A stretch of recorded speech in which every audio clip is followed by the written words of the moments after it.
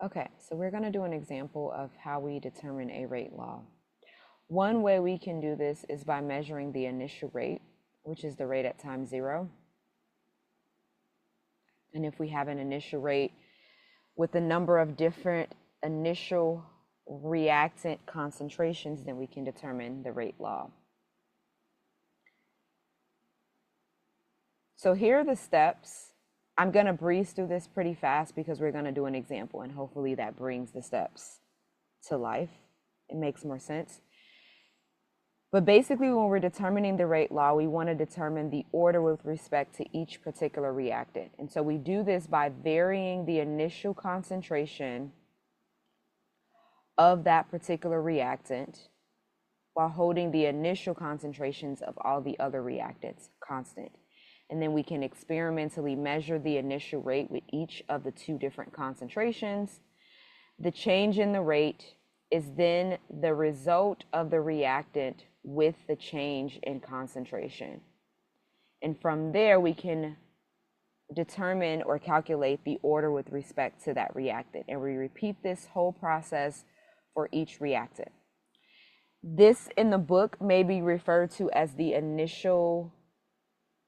method of initial rates. That is what this method is termed, the method of initial rates. So let's look at an example.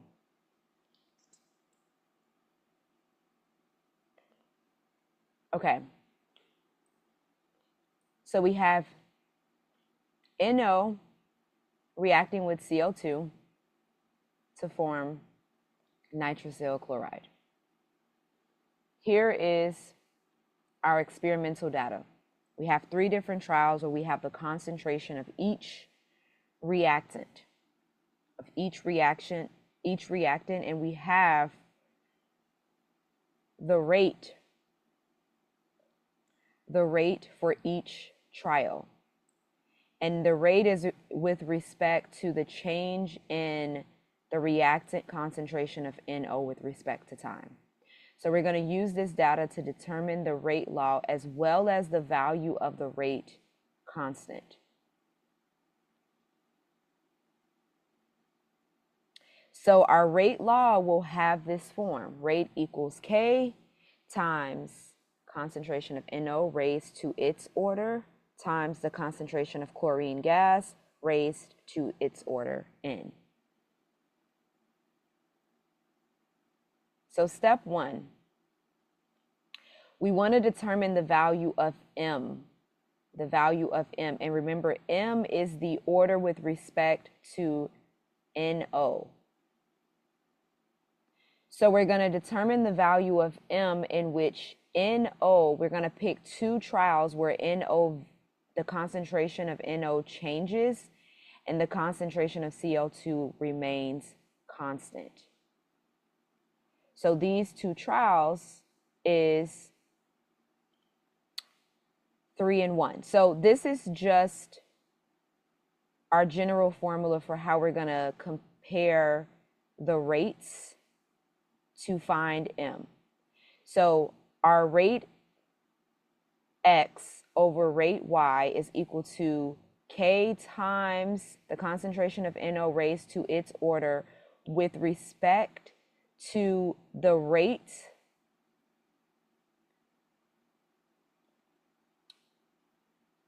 this is the same trial basically as the rate here. So that's basically what the subscripts X and Y is.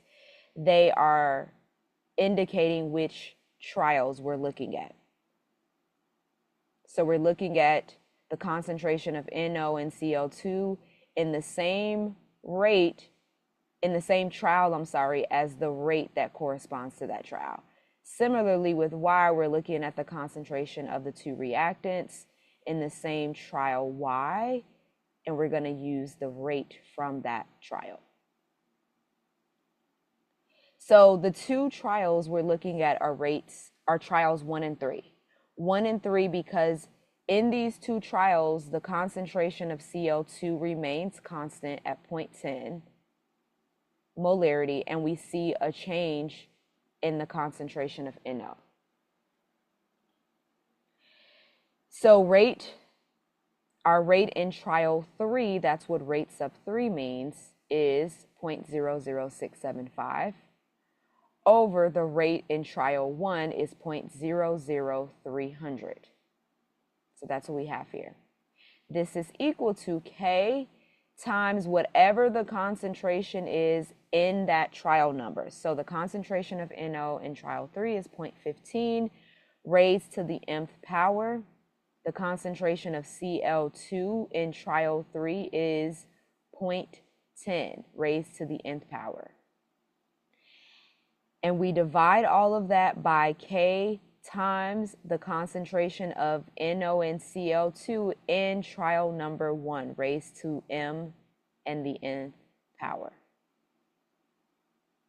So now we're going to solve. So when we cancel out like terms, we can cancel out this 0.10 raised to the nth power. That becomes 1. So we can also cross out our rate constant K.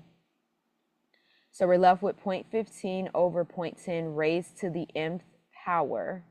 And if you're not sure how we did that, review dividing numbers with exponents,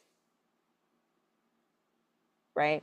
So 0.15 to the nth power divided by 0.10 to the nth power is the same as 0.15 divided by 0.10 raised to the nth power. When we do this division, where we divide the rates, we get 2.25, and 0.15 divided by 0.10 is 1.5.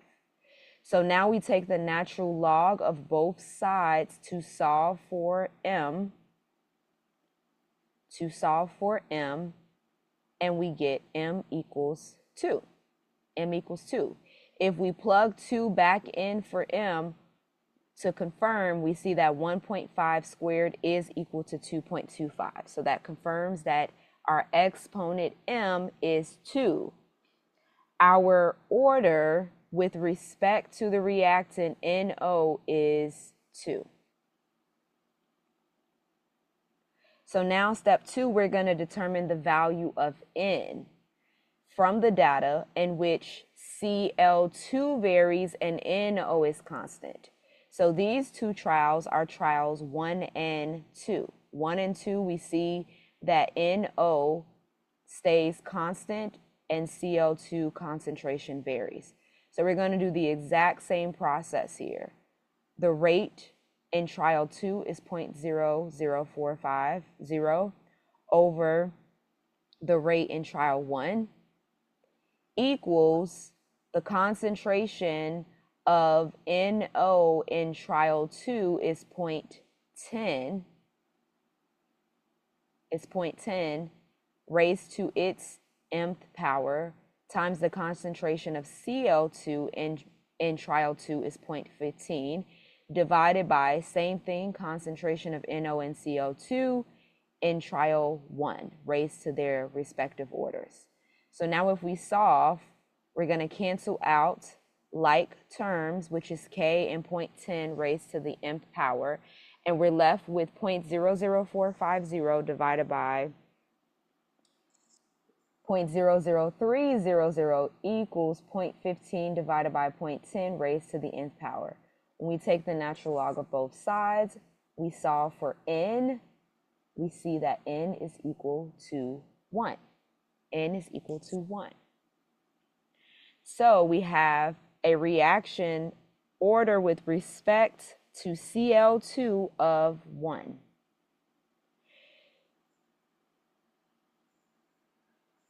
So our rate law is K times the concentration of NO raised to a power of 2 times the concentration of Cl2 raised to a power of 1. We don't need to explicitly write an exponent of 1. So we have our rate law. So the final step is to find our rate constant with the appropriate units. Remember, the rate constant is determined from our experiment, and its units can differ, right, depending on the reaction that we're looking at in the reaction order. So the rate units are moles per liters times seconds, or molarity per second. These are the same units of velocity, right? These are units for a chemical reaction rate. So based on our rate law, our units are moles cubed over liters cubed. Moles cubed over liters cubed. So we can determine the units of K by, we basically just rearranged our rate law equation, right? Our rate law expression. And we got K on the side by itself. So K is equal to the rate over the concentration of NO squared times the concentration of CO2. If we plug in the units, so if you plug in moles or molarity per second in for rate, and then moles cubed per liters cubed for the concentration term in the rate law, you will get liters squared over moles squared per second for the units of K. So these are our units of K. So the second step is to find the actual value of K. To find the actual value of K. So we can take a trial. Here we're using trial 1, and we're going to plug in the values for trial 1, right? This is our rate equals K times the concentration of NO for trial 1 and the concentration of CO2 for trial 1. And we can solve for K. We can solve for K, and we get K is equal to 3.00. And with the correct units, here is what our value of K. This is what our value of K would be. 3 liters squared per mole squared times seconds. So we have solved the rate law. And then from the rate law, we were able to solve the numerical value of our constant, our rate constant, K. So we'll be doing more of this in our discussion worksheet, more practice problems determining rate law and rate constant K.